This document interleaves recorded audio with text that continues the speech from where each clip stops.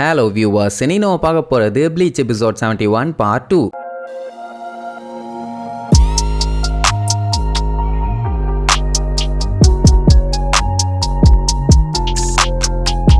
Open பண்ணா நம்ம ஆளுங்க எல்லாருமே ரொம்ப சோகமா இருக்காங்க. ஏன்னா இஷிடாவை கடத்திட்டு போயிட்டால, இப்ப எப்படியாச்சும் அவனை காப்பாத்தியே ஆகணும். இதுல இன்னொரு பீதி என்னன்னா, அவங்க எவ்வளவு மோசமான ஆளுங்கன்னு எல்லாத்துக்கும் நல்லாவே தெரியும். கடத்திட்டு போனவங்கள உயிரோட வச்சிருக்காங்களா இல்ல அவனோட சோலையும் சாப்பிட்டாங்களான்னு பயத்துல இச்சுகோ நம்ம இப்படியெல்லாம் உட்காந்துக்கிட்டு இருக்க முடியாது, யோசிச்சு எங்க அப்படின்னு கேட்பான். அவ ஏதோ வேலையா போனவ இன்னுமே ரிட்டர்ன் வரலையாமா. இந்த மாதிரி நேரத்துல அப்படி நடக்கணும் அப்படின்ட்டு இச்சுகோ இஷிடாவை தேட கிளம்புறான்பா. உடனே ஒவ்வொருத்தரா நான் வரேன்பாங்க. அப்போ கிசுகே எங்கடா போறீங்க, என்ன பிளான் வச்சிருக்கீங்க, நீங்க பாட்டுக்கு கிளம்புறாங்கிறீங்க அப்படிங்கிற மாதிரி கேட்பான். இச்சுகோக்குமே சுத்தமா ஐடியா இல்ல. இத்தனை பேர் வரதுனால ஆளுக்கு ஒரு டைரக்ஷன்ல போய் தேடலாம் அப்படிங்கிற மாதிரி சொல்லுவான். பட் கிசுகே வேண்டான்னு தான் சொல்லுவான். ஏன்னா அந்த பவுண்டுகளுக்கு என்ன தேவைன்னு தெரியல. இப்ப இவங்க பாட்டுக்கு இஷிடாவை தேடுறேன்னு ஆளுக்கு ஒவ்வொரு சைடு போனாங்கன்னா அப்ப அதுங்களுக்கு இவங்க ஈஸி டார்கெட் ஆயிருவாங்கல்ல. அதான் தனியா தேடிட்டு இருக்காங்க, அசால்ட்டா புடிச்சிட்டு போயிருவாங்க. அதனால பிரச்சனை இன்னும் பெருசுதான் ஆகும். அது மட்டும் இல்லாம அந்த கோத்தே அப்புறம் அந்த பாம்பு அந்த டால்ஸுங்கெல்லாம் ஏதோ ஒரு மிஸ்டீரியஸ் பவரோட இருக்குதுங்க. சொல்ல போனா நம்ம ஆளுக யூஸ் பண்ற ஸ்வாடை விட அது பயங்கர பவர்ஃபுல்லா இருக்குது. இது எவ்வளவு பெரிய கேவலம் தெரியுமா? இப்படி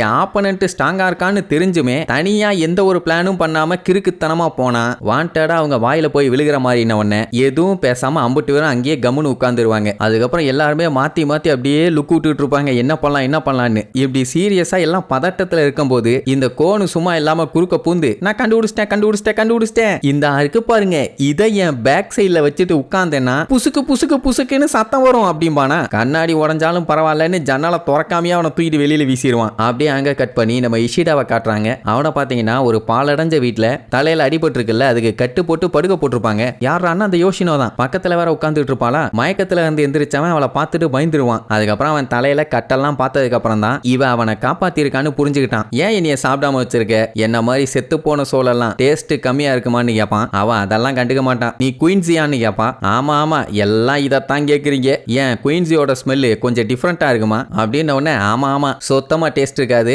இப்படித்தான் குயின்ஸிஸ் எல்லாம் பவர் போனா இருப்பீங்களாங்கிற மாதிரி கேட்பான். அதாவது அவ கிண்டல் பண்றான். அவன் என்ன அடிக்க போறியான்னு கேட்பான். அதெல்லாம் ஒண்ணும் இல்ல, உன்னோட பவருக்கு என்னாச்சு, எப்படி அது உன்னை விட்டு போச்சுன்னு கேட்டவனே நடந்ததெல்லாம் யோசிச்சு பார்த்துட்டு என் கெப்பாசிட்டிக்கு மீறி பவரை யூஸ் பண்ணேன் அதனால போயிருச்சுங்கிற மாதிரி சொல்லுவான். ஓ குயின்ஸிஸ் எல்லாம் இப்படித்தான் நல்லவங்களா இருப்பீங்களா அப்படின்னு உடனே நம்ம பையலுக்கு வெக்கம் வந்துடும். அவ பாத்தீங்கன்னா இவனை மாதிரி வேற யாராச்சும் குயின்ஸிஸ் இருக்காங்களான்னு தேடினாலாமா, இது வரைக்கும் அவளால கண்டுபிடிக்க முடியலம்பா. அப்படி இருந்தா தானே கண்டுபிடிக்கிறதுக்கு, நான் தான் கடைசி குயின்ஸி, எனக்கு அப்புறம் வேற யாருமே இல்லைங்கிற மாதிரி சொல்லுவான். அப்படியான்னு கேட்டுட்டு திடீர்னு அவன் பக்கத்துல போவான். அவன் அப்படியே ஷாக்ல இருப்பான். அதே நேரம் இங்க உரஹாரா ஷாப்ல நம்ம கிசுகே ஒரு முக்கியமான விஷயத்த இச்சுகோ கிட்ட சொல்லலாமா வேண்டாமான்னு ஆரம்பத்துல இருந்து யோசிச்சுட்டு இருந்தான். அதுக்கப்புறம் அவனே சொல்ல ஆரம்பிச்சிருவான். அதாவது அவன் பவுண்டை பத்தி ரிசர்ச் பண்ணப்போ அந்த ரெசிடியூ ஒன்னு கிடைச்சதுல, அதை செக் பண்ணி பார்க்கும்போது ஒரு ஸ்பெஷல் சப்ஸ்டன்ஸ் அதுல கிடைச்சது. அது கொஞ்சமா இருந்தா எந்த ஒரு பிரச்சனையுமே இல்லை, ஆனா அதோட குவான்டிட்டி அதிகமாச்சுன்னா இந்த ஸ்பேஸையே அஃபெக்ட் பண்ண அது வாய்ப்பு இருக்குதுன்னு உடனே இச்சுகோக்கு புரியல. ஆனா ரூக்கியா ஷாக் ஆயிருவான். என்னையா சொல்ற, கொஞ்சம் தெளிவா சொல்லும்பா. வேற ஒண்ணும் இல்ல,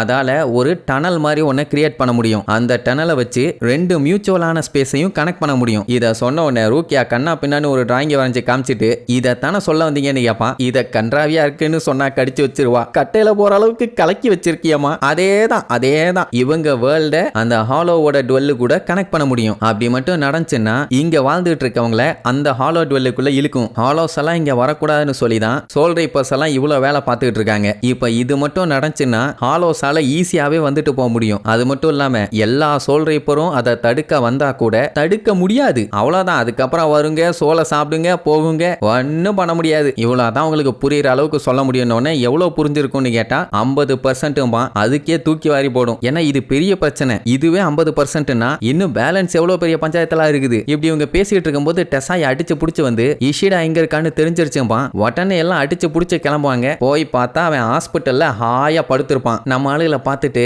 நீங்க பண்ண வேலையினால காயம் கண்ணா பின்னான்னு ஆயிடுச்சு, அடுத்த டைம் நான் எனிமிஸ்ட போனேன்னா கொஞ்சம் ஸ்மூத்தா ஹேண்டில் பண்ணி அனுப்பி வைங்க, என்னால முடியலமா. எல்லாத்துக்கும் இப்பதான் கொஞ்சம் நிம்மதியா இருக்கும். சேடு போன உடனே அவனுக்கு கால் இருக்கான்னு தான் பார்ப்பான். அவன் பார்த்துட்டு அட லூசு பையல உயிரோட தாண்டா இருக்கேன், பதறாதேம்பா. சரி தூக்கிட்டு போனல, என்ன ஆச்சுன்னு கேட்டா அவன் நம்ப முடியாத கதை ஒன்ன சொன்னாலாமா. அவன் என்ன ஏதுன்னு சொல்லுவான். அதான் நம்ம இஷிடா பக்கத்துல போனால வந்தவ நான் சொல்றத தெளிவா கேளு, நான் உன்னை ஹர்ட் பண்றதுக்காக இங்க தூக்கிட்டு வரலன்னு A to Z சொல்லுவா. என்னன்னா பவுன்ஸுங்க எல்லாருமே காலங்காலமா ரொம்ப நாள் வாழ்ந்துகிட்டு இருந்தாலும் அவங்க அவங்களோட ரூல்ஸை ஃபாலோ பண்ணணும், அதை என்னைக்குமே பிரேக் பண்ணக்கூடாது. அதுல மொதல் விஷயம் உயிரோட இருக்கவங்களோட சோலை உறிஞ்சி எடுக்க கூடாது. ஆனா அப்படி பண்ணாங்கன்னா அவங்களுக்கு எனர்ஜி பயங்கரமா கிடைக்கும். ஆனா அது இந்த லிவிங் வேர்ல்டு அஃபெக்ட் பண்ணும். அதாவது இந்த வேர்ல்டு இப்ப பேலன்ஸ்டா இருக்குது இல்ல, அந்த பேலன்ஸ் இல்லாம போயிடும். சோல் ரீப்பர்ஸே எதுக்கு இங்க வந்தாங்கன்னா ஆலோஸ் எல்லாம் வாழ்ந்துகிட்டு இருக்கவங்களோட சோலை சாப்பிட்டு இந்த ஸ்பேஸ் அஃபெக்ட் பண்ணும் அப்படிங்கறதுனால தான் சோல் ரீப்பர்ஸ் வந்து கொள்றாங்க. இப்போ பவுன்ஸுங்க பண்ணாலும் அதே பஞ்சாயத்து தான். அதனால தான் அவங்க எதுவுமே அந்த மாதிரி பண்றதில்ல இப்ப வரைக்கும். ஆனா இப்போ அதை பண்ண ஆரம்பிச்சிட்டானுங்க. அதோட மெயின் ஆள் யாருன்னா அந்த ஜின்னுங்கிறவன். அவன் ஃபுல் நேம் ஜின் கரியா. சரி, இப்போ அவன் மேல இவ பழி போடுறால,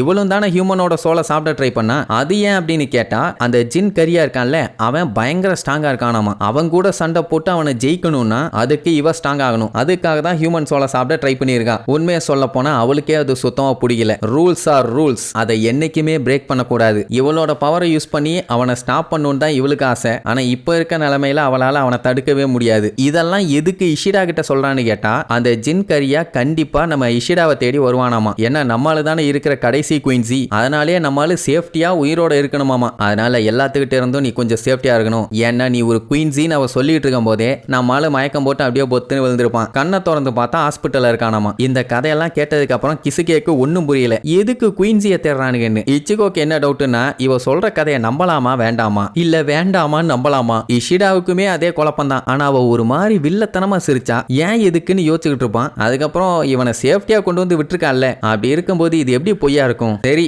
எப்படி பார்த்தாலும் இனி இஷிடாவை ஃபாலோ பண்ண போறாங்கன்னு தெரிஞ்சு போச்சு. அப்படி இருக்கும்போது இவங்க எல்லாம் ஒன்னா சேர்ந்து அவனைத்தானே ப்ரொடெக்ட் பண்ணணும். இப்படி எல்லாம் யோசிச்சுட்டு சரி ஓகே நம்ம இதுக்கு ஏதாச்சும் பிளான் பண்ணலாம்னு சொல்லிட்டு அவனை நல்லபடியா ரெஸ்ட் எடுன்னு சொல்லிட்டு கொஞ்சம் பேர் இருப்பாங்க, கொஞ்சம் பேர் கிளம்பிடுவாங்க. அதுக்கப்புறம் தான் இஷிடா அப்படியே யோசிச்சு பார்ப்பான், இவளை ஆல்ரெடி எங்கேயோ அவனுக்கு பார்த்த மாதிரியே ஒரு ஃபீலிங். எங்க என்னன்னு யோசிச்சு பார்த்தா அவ ஸ்மைல் அவங்க அம்மாவோட ஸ்மைல் மாதிரியே இருக்குதாமா. ஆனா இவன் பார்த்த வரைக்கும் அவங்க அம்மா என்னைக்குமே அழுதுகிட்டே தான் இருந்திருக்காங்க. இதெல்லாம் யோசிச்சு பார்த்துக்கிட்டே ரெஸ்ட் எடுப்பான். இங்க அந்த பாம்பாட்டி பைய சின்னுகிட்ட போய் யோசினோ இப்ப ஃப்ரீயா வெளியில சுத்திட்டு இருக்கா, என்ன பண்ணலாங்கிற மாதிரி கேட்பான். அவன் கேஷுவலா அவளால எல்லாம் என்னைய விட்டுட்டு போக முடியாது, அதுக்கான எல்லா வேலையும் நான் ஆல்ரெடி பார்த்து வச்சுட்டேன் அப்படிங்கும்போது அங்க ஒரு 2 பேர் வந்து நின்றுட்டு இருப்பாங்க. அதுலயே தெரிஞ்சு போச்சு ஏதோ ஒரு பிரச்சனையை கிளப்பி விட போறான்னு. சரி, இனி இஷிடாவை காப்பாத்துறேங்கிற பேர்ல என்னென்னலாம் கலவரம் பண்ண போறாங்கன்னு அடுத்தடுத்த எபிசோட்ல பார்க்கலாம். டடா.